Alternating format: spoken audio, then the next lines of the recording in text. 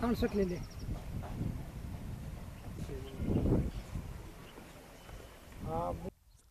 उत्तर सोलापूर तालुक्यातल्या बीबी दारफळ गावामध्ये आहे आणि समोर दिसणारी तुम्हाला कदाचित ओढा वाटेल, मात्र ओढ्यानं प्रवाह बदलला आहे आणि प्रवाह बदलल्यामुळं अक्षरशः शेतातूनच हा पूर्ण ओढा वाहताना आपल्याला पाहायला मिळतोय.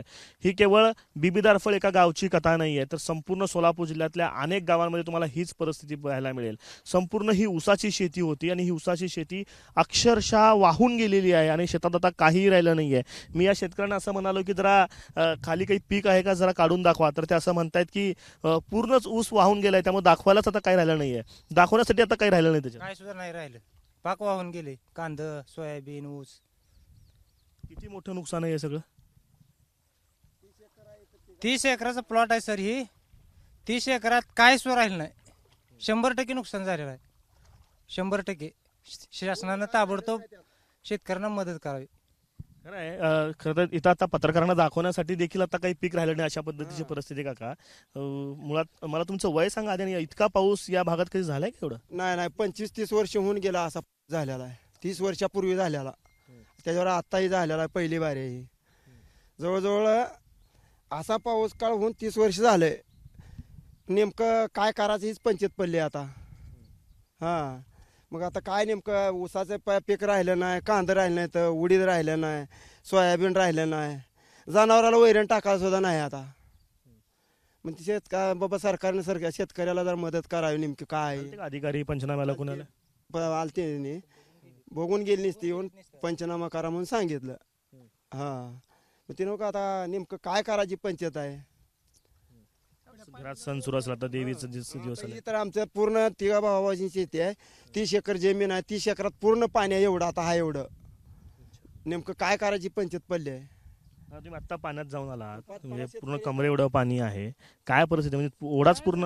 आता आलं तर वैरण काढायला येत नाही.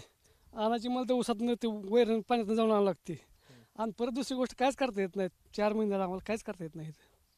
सोयाबीन होतं ती गेलं, कांद्याची रोपं गेली, परत उडीद होता उडीद गेला.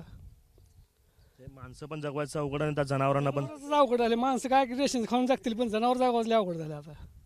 हा, ही परिस्थिती आहे. मी जसं म्हणालो की हे फक्त एका गावची कथा नाही आहे. काका, तुम्ही तुमच्या या पूर्ण हयातीमध्ये असा पूर्ण पाऊस तुम्ही कधी बघितलाय का. कधीच पाऊस या 20 वर्षात कधीच पाऊस असा बघितला नाही. मे पासून पाऊस चालू आहे. सारखं पाणी आहे पावसाचं. वैरण काढाली ना, पिकं तर पेरलेली गेली, कांद्याची रोपं गेली, जनावराला वैरण काढण्यात जगणं मुश्किल झालंय. इतकी परिस्थिती बेकार झाली आहे. पूर्णपणे ऊस खराब झाली आहेत. जरी कारखाना बी चालू झाला, जे शेंड हिरवं दिसतात, तरी कारखाना चालू झाला तरी बी डिसेंबरला सुद्धा कारखाना जर चालू झाला तर आमच्या शेतात वाट बी नाही, जनावराला बैलगाडी बी जाणार नाही, वाहन बी जाणार नाही ऊस तोडायला. इतकी बेकार अवस्था होऊन बसली आमची. जगणं मुश्किल. जनावराला वैरण काढायला येणार, इतकी म्हणजे परेशान झालं. दुधावर तर कसं तर जगता पण होतं, पण दुधाचा बी प्रॉब्लेम आलाय ना. वैरणीच नाही त्या जनावराला तर दूध कशानं काढायचं. खुराकाचं रेट ही चालत, जनावराला बिलकुल चारा नाही. मग त्याच्यामुळं या आम्हाला कठीण अवस्था झाली. शासनानं ताबडतोब सहकार्य कर. पंचनामा केल्यात, साहेब येऊन गेलेत, कलेक्टर आपलं प्रांत येऊन गेलेत. प्रांताने बी काय दखल घेतलेली नाही. प्रांत नुसतं बघून गेलेत. ही शेतीचं पूर्णपणे ह्या गटात ह्या वरल्या 2 तलाव आहेत. एकावर एक 2 तलाव आहेत इथं, आणि दोन्हीकडे पाझर तलाव आहेत, कॅनल आहेत. कॅनलमुळं आमचे लय बेकार अवस्था होती. सगळं पाणी शेतात राहतंय. हे कसं तर का ना दिपावळीनंतर तर होणं आम्हाला वाटा होत होत्या ऊस जायला. आता ऊस बी जात नाही, ऊस बी निघत नाही आमच्या शेतातनं. खरीपाचं पीक तर पूर्णच गेलंय. रब्बी तर होणारच नाही. कशी होणार. रब्बीचा हंगामच आहे आता पेरणीचा.